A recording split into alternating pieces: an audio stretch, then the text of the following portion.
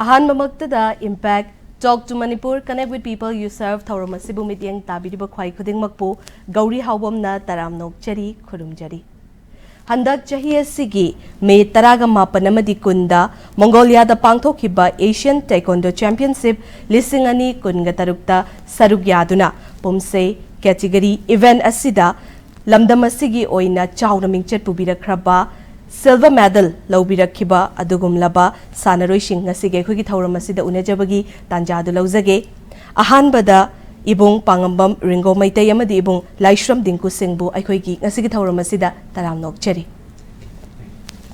ahanba se ibung anida akhoi gi maikai dagi shu congratulations haiba wafam se hana thamjari. Thank you. Ibung tasengba makidi ibung ahum punna haiba tare team event oina masi saruk yaduna yamna chawna lamdam asigi oina achauba mai pakpa makha mingchat pubirakhibane adubu laibak thibadi ibung amadi ngasigi ekhoi wari watai thoram ase yauba phangdaba simakshu nungai jade haidana su thamjage adubu ibung ani da ahanbada khoina lakchaning base handak pangthokhiba Asian Taekwondo Championship lisingani kunga taru asigi oina ibung anina thengna birakhiba experiencing haiba tare team match oina masi kamaina tauki base ahan base ibung Dingku da lakjage ibung na hana masigi matang da haibiu khata handak 9 Asian Taekwondo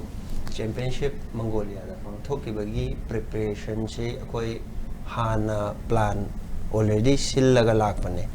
aduga akhoi gi oina di yam achouba achievement amane aduga sigi mamangda Taekwondo da akhoi gi group ki event da silver medal hana laktri adu akhoi na su history ama oina first time oidoine aduga matam su yamna sangna prepare tawbagi matam di phangjarakti kaigna ha matam da akhoi ahum se service loin tongale ama ai isamak Indian Army da leire aduga ngasi gi akhoi gi marakta tinba ngamaudre imana baduna ma Air Force ta tawjabni aduga ai taw na mana CRPF tani ado akhoi ahum se suddenly trial gi matang da prepare yam matam labada khoina adjust tawraga select oiraga yam wana prepare tawraga sana khibani ado akhoi gi handak ki medal je akhoi laibak su yam phaba masung oina yam proud feel oi ado akhoi hona gi bagi mamal do mane chumbane laibak phaba khakta duna tar hona basi yaudra di laibak phaba do la oi do bane hoi yam nungai jaibung aduga masigi preparation tawbirak pa haiba tare ibung punna service sing da su tongan balam sing da laibi banina ngasai gi masi sana bachat pagi permit na chingba mayam asigi aduga train tawrak pagi training tawrak pagi matam kamai na masigi preparation tawri haibana chingba se masina ibung Pangambam Ringo Meitei na thambiyo preparation ha da khoi hum je service tongale aduga men oina khoi Dingku amusung singlemba mabani already handagi high event sida yamna mamung lerba India gi player ngatani aduga ai sadi hana Gouri player ne Taekwondo se event ani ahum tonglei ko Gouri haiba ma Poomsae haiba ma freestyle ba ai Gouri player ne Gouri dagi Poomsae sida olak bane ba sigi medal lo da itaw ni gisu asoba mateng amde ngon phangi experience habidi sigi event sigi Poomsae event sigi na babani na yamna high India gi mamung lerba event ma ama moi Lord Kre, as well as sub Asian Games, the sub game the su silver medal. Yes. My Lord Kiba Mogi experience of Hoje Hammer is mine towen. Even the Hoi Home the Wari phone, the Wari Sum Sana for the event, the Hodi Elis see the Gitsa trying to from them among the Giadum, every nesting to need him a lavane. Matam the Dimana services the Mavanina, Aina Sapi of the Gi, nice Hana Laka Hoje Mahanava. Queer by Hoje service the Sum Sunday. Ang tang di ko su kuire Manipur dagi ang tang di pulaga Manipur dagi ang tang mai purakse Manipur mai pura ang tang di hanang sana se na ko ja haina badagi fare do re gadi na ko gi hogi ba saida ko gi Federation Cup kano da Joypur da bangthok ki ba Federation Cup sina ko gi qualifying round oi ba hai tare essential basic sidagi ko je sig event sida pulla se na man pun gi bane sana re du han ba sana ba sida ko hongi ba han ba Haidi event oidune khoi humna adu goal lore adu gi goal lor matungda open trial Pune da adugi matung amuk tarakpada final trials Bangalore gi final trials ida amuk khoi je goal or matung da hai ba Asian championship sanajaru bane haidi practice di khoi je yamna practice ti tong minai but khoina practice se commission warning idagi yamna tha ma natraga tha ni gi gap ta khoi pullaga regular oiba practice di matam phangogdre adu handak ti khoi ju sida suti je punna tholok bane practice su laiba world championship September da Korea da laiba world championship gi preparation to boina adu gi khoi je amtang di amukaju mai purpangam bre yengsi mai pak pangam da ba laiba world championship 2026 Korea gi se sigi preparation sigi practice tauri hoji ado hoi tau chinglemba soyam chinglemba sing ma di kanu da laibane air force ta masu pawphone masu ngasi 2 days matung na masu imphal da thola ani hoi huma pulaga practice se preparation je mu hawrani se handaki kanu sigi yam nungai jai ibung ahum makna haiba tare ngasi ibung amadi yawa phangidre adubo ibung ahum haina punna haijerage punna pangthoke khanbiri basida su mai pakpo oibiyo haidana su thamjage wari makha chathadri ngai da ibung ani gi kitang personal lom da lak jaraga ibung Ringo Meitei dagi hana thambiyo ibung gi pokna fom lamdam ima baba gi chilenau gi matang family gi matang haiba tare kitang han haibiyo ani ai kuang kitri lekai ai gi baba gi ming Pangambam olen Meitei mama gi Pangambam ongbi baby laima ai nang si taekwondo sana jara ko je baba gi matung ilaga picture ping ai gi baba su taekwondo gi coach samane baba matung ilaga sum sana jara ko na baba ai nang si CEO bangam jara ko ne ro ai nong koi nupa nga ta koi mari ne koi ai na ahan ai gi makha nong pa ahumongga koi mari koi nupa nga ta ne yam nungai jai ibung Dingku gi so haibiyo ai gi poknafam hobum marak ngangu laikai aduga ai gi baba gi Singh ima gi mamingna Liashram Rasheshwari Devi aduga ai yamba Liashram Jigma Singh aduga ai chanupi amaga asmai tawdana ai je shanaba Manipur dagi di tasengna taekwondo se ai shanaba houjagi de ai thai khara kuire mapalam dagi adum laik tambani tawroga lakpagi sanaba se ai Goa dagi taekwondo houjagi adugi mamangda matam khara hana archery ju sanarame ai akampat ta sanaba chatlamme adugi mamangda football sanarame adu last taekwondo da ai bu takpirakpa oja Sunil je guru mayum Sunil Sharma aigi ojani aibu takpirakpa ma hujikmak Goa da dum coach oiraga lei yam afawa player amasu magi matamda oijare ai ojabu thank you haibi ai haijaningi haibidi ojana yamna makhong phajana sembirakpagi damakta ai ngasi CEO gi mathakta position yaujare ji ojagi yamna achouba kai haijono haingai le ozana soi kari de soi hi gadagi haidana cheksinna sena birakpa takpi tam birakpa duna ngasi mafam se yobangam birakpa de haina ibung na thambi bane ibung makhata na ibung na so hoje oza gi matang na su pan biringai da akhoi taekwondo hariba masana sing asida pasana asida changlakpa matamda aduma tongan tongan bo zaguru kaya ga su loina biram kani thase aduna zaguru gi matang sida su khajikang hena pan biram okay ahan bada aina horak pada ai gi basic oja se oja Sunil go ai chahi taret muki maya sai da leirame Goa gi sai da ai already ai adugi matung da ai service ta change 2013 da ai army da change aduga adugi matamdu da amuk aigi oja oijere se jaha amaga jaha kawe maje ma Bihar dagi ne aigi army gi coach se aduga arup sakya mana Assam dagi ne adugi matung ai se Goa gi akhoi ai signal gi team da leijere aduga ai just main services team da mukhalle last ai 12 years hai tare ko ai services team da represent taujare handak tai services thadoga state tagi represent amuk taujabane adaina services ta leiringai da oja Rakesh haina ma masamak services yam kuina mingyam leiraba maming 5 first ma leirame ma pension sat khra matungda next Sandip Kumar mana Haryana dagini magi manungda amuk ai kano tawre player moina represent tawre hujikna ai oja olen gi makhada hujik chanajari yam nungai je ibung Ringo gi show oja guru gi matang se kitang haibiyo ai di ho Poomsae babana ai basic tagi horaga ai ne ngang ni tagi babana dum guide pibi lakpane since adu gi babana guide pira matung tarak poina ai 2013 ai chapter join tawre chapter join tawra matung da Madam Somorani jikli deputy commandant ni chapter ki madam gi makhada 2013 dagi 2021 bo madam gi makhada coach madam na khoi takpi rami adui matung da madam na muma masu transfer sakre matung hujikna khoi gi keno dagi madam hijam to binong chunu madam gi makhada khoi jik chef ki coach madam to binong gi makhada jik train kana tawri aduga mainly aina sigi event sida babana basic se takpi rame babana basic takpi matung aingon da yamna aina si sumainya Poomsae hai event sida aingon da yamna motivate to bir ko haraga de khoi senior ma lei mai maming mutum belona debi ena khoi chef ki still ma samuk jik national medalist adum sai khuningi Poomsae hai event sida ma medal adum gold adum lawri ichi sina ai ta sing na Poomsae se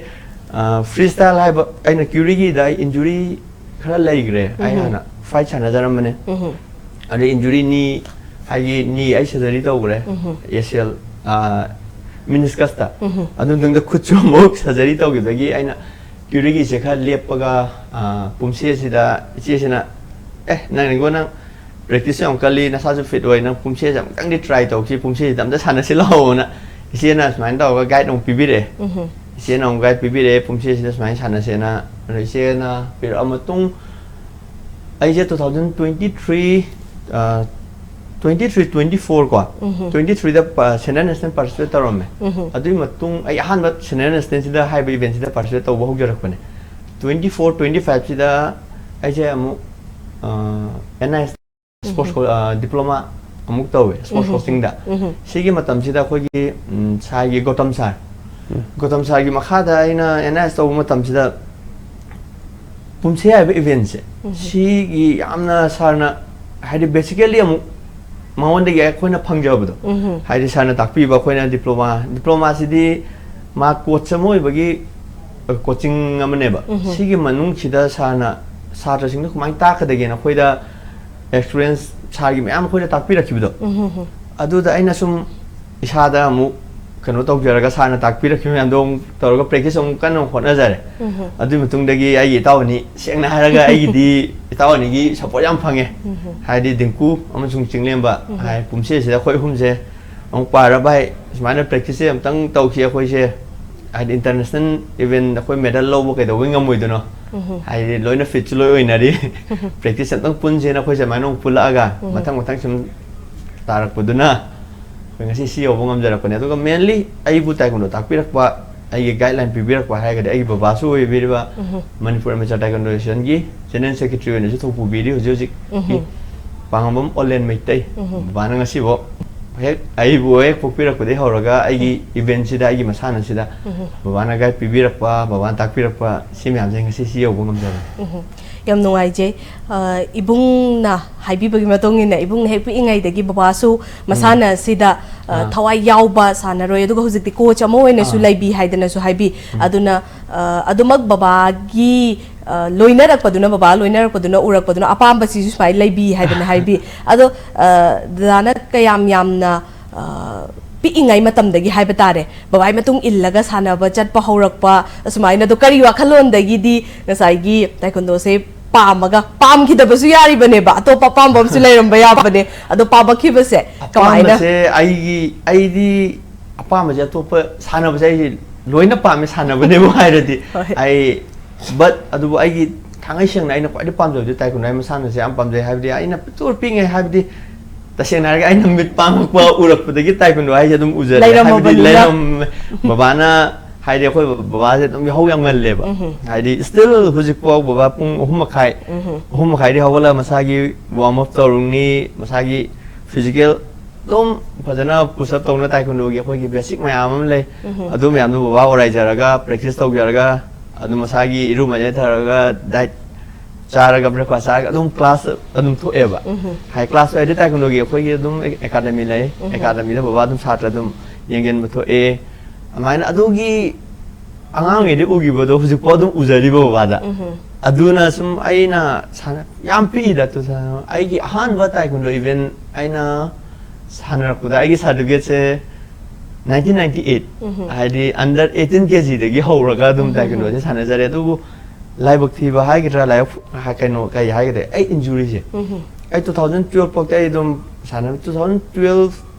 university sana Kamu tu universiti sana kan ada goal loh. Ada lagi aja ni injury kita ngelak reba. Ada lagi injury tam lak pasal 2013 share prep sangnya. Ada lagi injury se ada lagi lak injury sih ada aja ada exercise taro kasum lak pasal na fight dia dum sana. Kau fight aja dia dum injury game ni kau event sih dia. Injury se na mana mau ada 2018 bukti fight sana me All India Police Game sana me sana nesten. Macam sana me ada bu. 18 dagi ai ni surgery tau gure surgery tau matung da 19 dagi recovery je pangaga 19 dagi uji hai ba Poomsae event je ide tam na practice tau bo haure adu go ngasi mak smaina ora pose men when aina focus tau jar put aina sai je gibdo 2000 aina diploma 2024 25 aina diploma sar ro matung da event si ge matang dong nei na ru bodo ai kai exercise tau we aina tak aina sai gotom sar meri mem matam do tak pi rakhi bai tare basha mem diploma matam do moina tak pi rakhi bu dagi matung in aina kitang moi guideline do aina follow tok jaba plus ai tau bai gi support ong phang pa ai sai se ma aina haja bu se belona magi support ong phang pa mayam china taraga ai hona zaman hai gadra adu punjal laga si bokti khoi yok panga me adu makha tarak poina Aku lagi main fokus se laiba September da, Seoul da, Chun da, World Championship sigi se aku lagi main fokus ni uji. Laiba tiba hai gedra aku se taseng na, aku na thole se World Championship gi qualifying round laiba ne ba. Laiba 11 date 11 dagi kano bo, date 14 bawa Manipur na pangthuk jaga da ba. 5th Senior National Taekwondo Championship. Kumalapa Indoor Stadium na pangthok ni na tarom mane do stadium gi koi gi kano construction site ta khara kai ni repairing lai na mai na to bi dagi koi ye thok re event je. Si event je ye thok ki ba se postpone lai ri bo ko. Sina maram moraga koi player sing de kitang hai kai hai ne khoi na khanjaram bu do. Ai di sigi Senior National dagi World Cup Tag Team World Cup sigi trial selection amasung koi eligible round hai tare World Championship sigi si se tau bani na tauram bane ado hujik postpone lai di do mayam gi support gi amu stadium da koi wa senior sense pangtho ogadi koi player mayam ready tauri preparation tauri koi ninga na di laite adu bu that 11 day 15 bo pangtho kanin tauram bane no khangau da na koi je repair lai na smai torga stadium da shift tau bio venue shift tau bio hai dagi project postpone tau ga lai event che si event na moina repair to do luar kanda venue do phanga kanda event je ga igomba federation gi site gi India Taekwondo site gi koina venue se change to widra ga di koi Manipur host oi ba gi khudong cha ba dom ko pibi ra ga di hai ba acho event ani lai di World Championship Poomsae gi amasung World Tag Team World Cup sida kogi host web ni na chances wang hai rai sai ram da sana jam ni na hai di player singi thongna do adu bu lai bak thiba amana kogi hujiki World Cup ki trial se sidi Pune da shift over hana de kogi kano da tong ni tarom mane Manipur da Senior National dagi si event si yawe bu khanga ka da adu da sidagi khanga te selection je sidagi lokhat ka da bane adu selection je postpone maram moiraga change tau Sip foi na tau khre ba maside do CD ship trial open trial date 15 le Pune da moi date open trial when sin gar bai lai bak thi ba de khoi gi kari gumba masina ya ba thokla badi hena su nungai ga ni adu ya ba su ocean hai ni shor gi mafam da su thongni jari yam nungai jai wari shu yam nungai ri bu marak sida break macha am khaktang lawina se matang swai sida break lawzage impact news meeting ta aduna laibiyo UNACO College and UNACO College of Paramedical Science Kongman. Admission open 2026 to 27. Free registration. Hurry! Limited seats available. Special discounts offer BA and BSc courses. 50% concession on admission fee for students securing below 75%. Free admission for students securing 75% and above. D Farm courses. 50% concession on admission fee for students securing 6. I am in RU.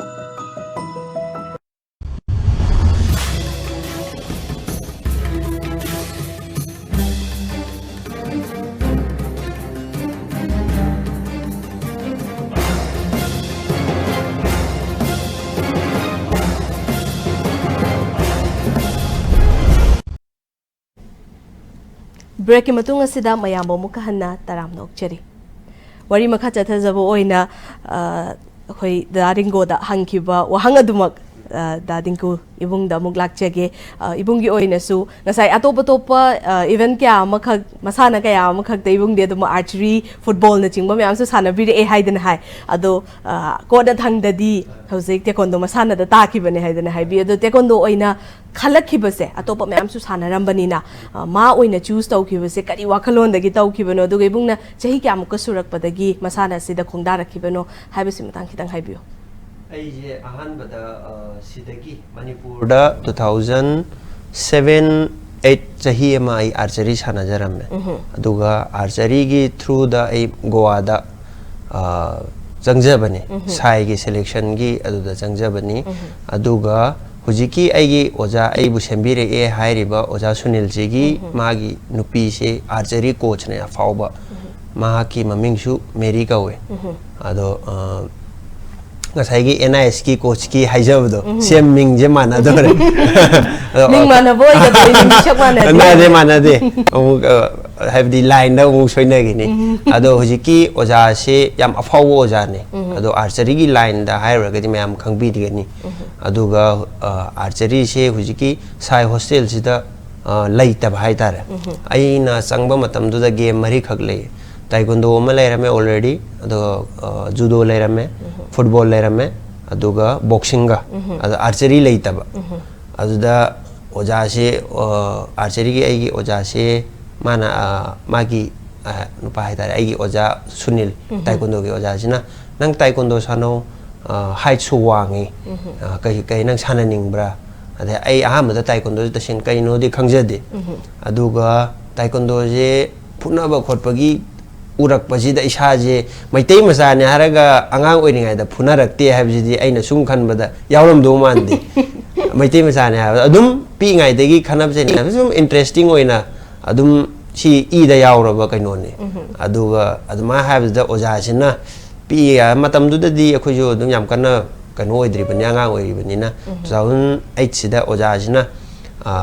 fight ki video je utleba mana continue utleba aingonda dum aije adum cassette hanjan tha phunab yenga adaidi oja thai oja ai taekwondo sana ragi sin adudai taekwondo sangdrikan mamang da aije kawwa khotpa je khara already haiyeba already aduga oja khoigi oja sina amuk aije basic se phajana takpa sida yam thuna improvement su leikiba aduga oja yam phabam su thengnagiba ado oja sina basic se chumna sembirak pada aije aigi ahan ba national da ai silver lawe first national da medal chan ba haije adum sana ba mina di khangamani national medal lawdaba mayam am le yam kuina sana raga ado aigi di ahan ba national medal da ai medal lawe silver medal lawe aduga ai final da pobusu ai Manipur da pogi Manipur ga ai ga final ta ga ai Goa da represent tawje ado ai adumai tawdana aina continue sana jare aduga ai any game khudimak ta ai adum medal di challe aduga already ai service tawdirkan mamang da 2011 gi Commonwealth Championship Chennai da pangthoki bado adu jo ai bronze medal England da pohowni duga adumai tawdana continue adum sanare aduga hujipogi di asum marakta injury sidi as a player adum mayok na daba yade aijo aigi shoulder se yade shoulder ai dislocate yam kuinal oirure aduga marakta ai hana sem the event ani hana Curigi and Poomsae Curigi hai puna bagi game event se I already gold medalist ni sidazu aduga sigi hujiki Poomsae hai event se ai event animakta animak goal laujare aduga international jo animak sanajare aduga thabak chang de kan mangda huji paugi da ai men hairagadi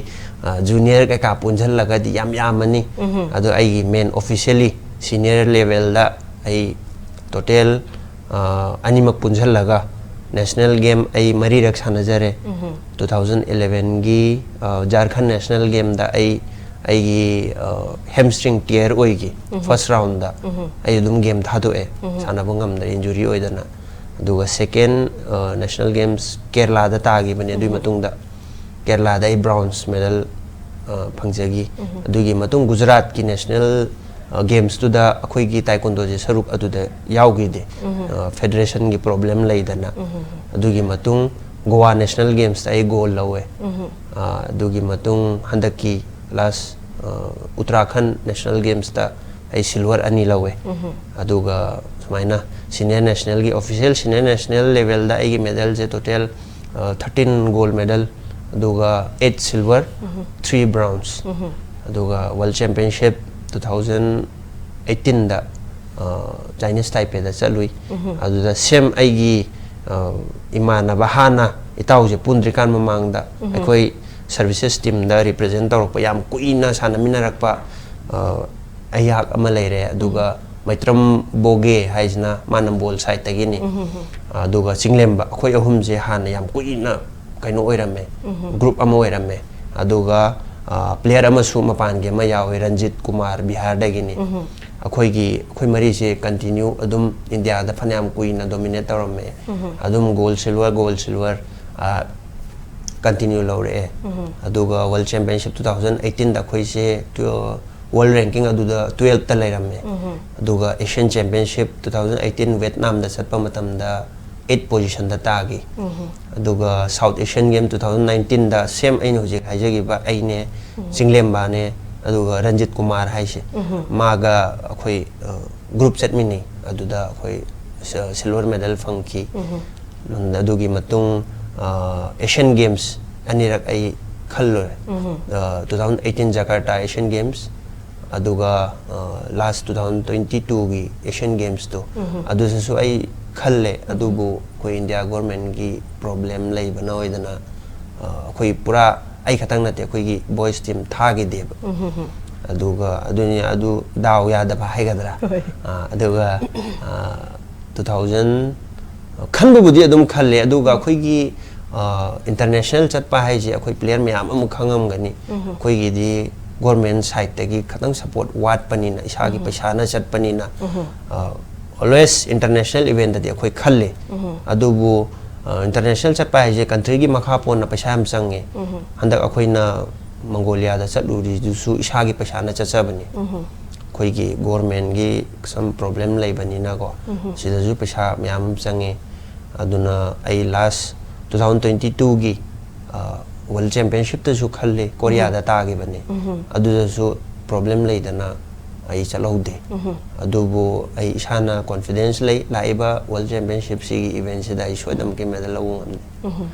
hoi soidana maki su ngamboi biu amadi ohen biu haini shor gi mafam da su thawni jari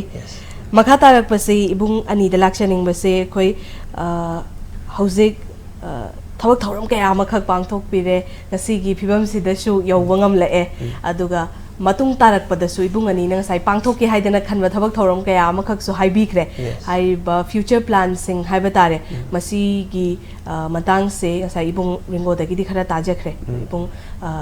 adum ibung Dingku na su thambiu masi gi matang se future da kari championship or competition gum machat pagi plan lai bage preparation kam dauri bage haibe matang siktang haibiu preparation se samna akhoi gi shengna harabda main player gai Manipur da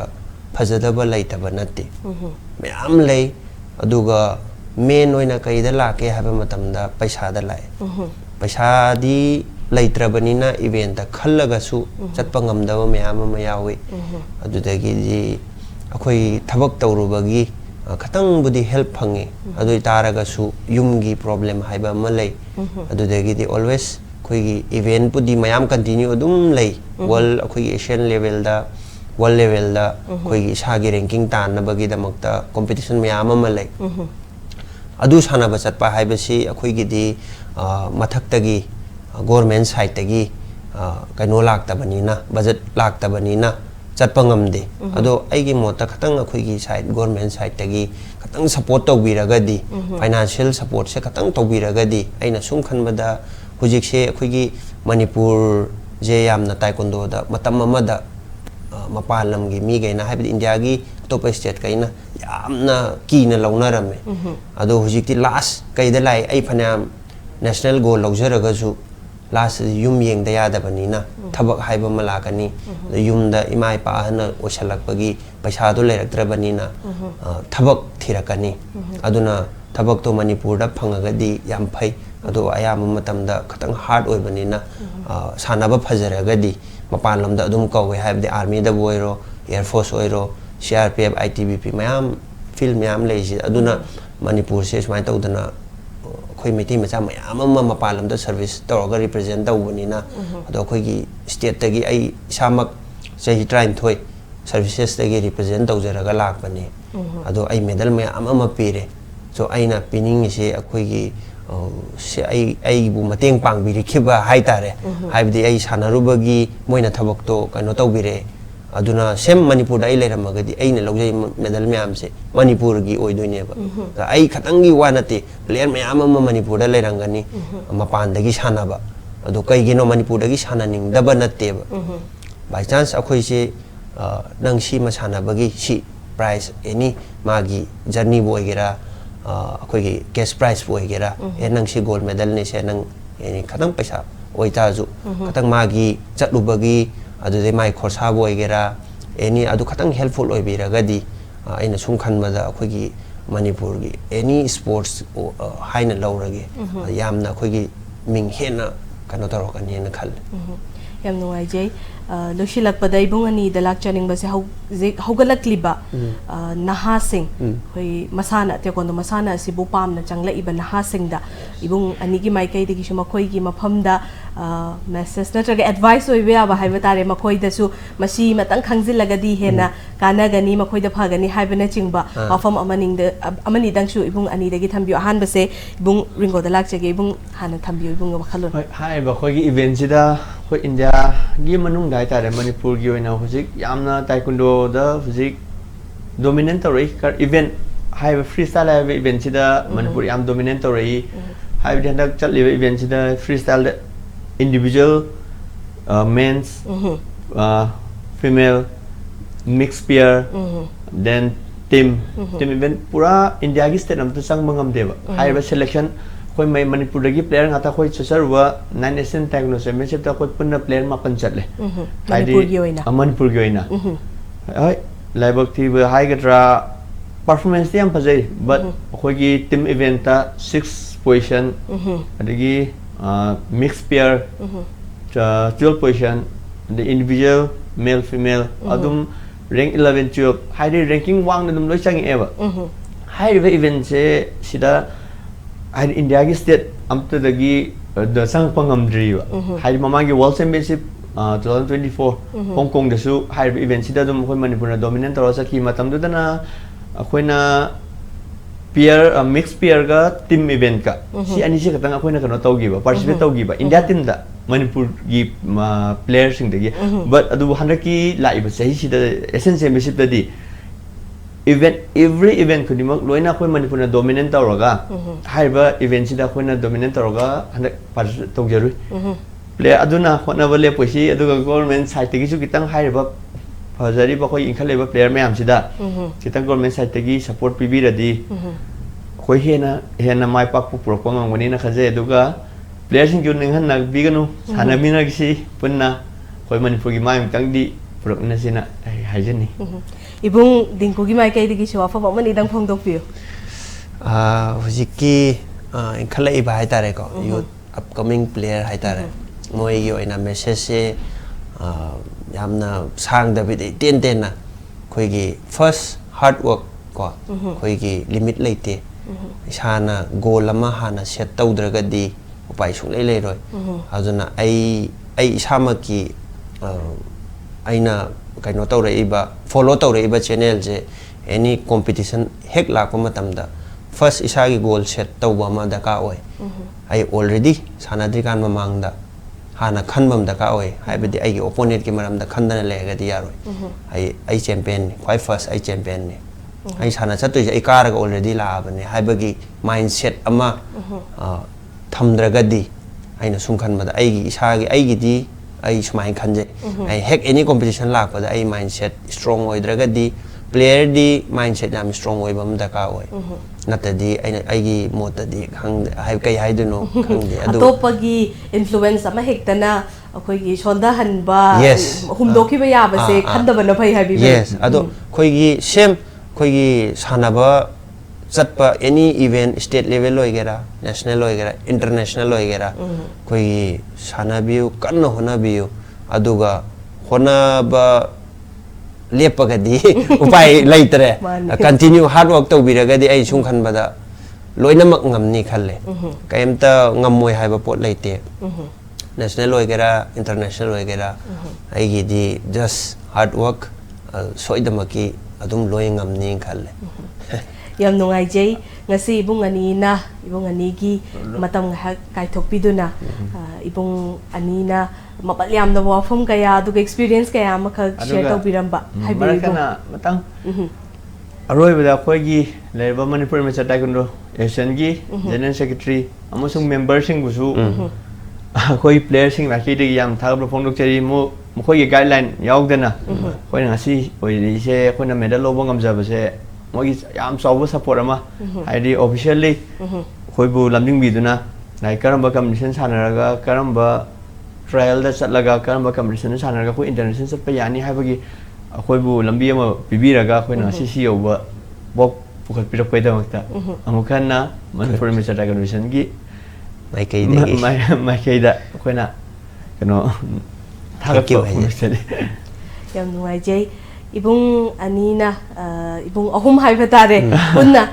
masigi event asidadi akoina tajabadasu india gi oida ahanbane haidana su hai handaki medal lobirak pa asina manipur khakinatana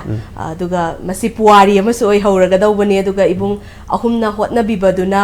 ngasi asumna malemgi haiba tare puari ma oi haugadaba sanagi mayekna iraga lei hauragadaba adugu moment ama kha create tawbirambani ibung ahumbu amuka hannasu thaga chari aduga ngasi ekhoi gi thoram da lengshin biriba ibung anina ngasi ekhoi gi thoram masida tanglaba matam pibi bagi damakta su amuka hanna thaga chari tung tarak pa ibung anina thangjin ba khongthang khuding makta su thangluba khongthang khuding mak mai kai khuding makta hena mai pak boy bio haina su whole impact team gi mahut senjaraga ai haki mai kai degi thamjari thank you matang swai chida impact talk to manipur connect with people you serve loisilakpagi tanjadu yoksilaklei mathangi chayolda tongan ba personality kaya ama unajabagi tanjadu lauzarake mayamsu pungfam asida soidana ngai biramu ngasigi damaktadi yengbiriba mayam pumnamakpu amuka hanna khurumjari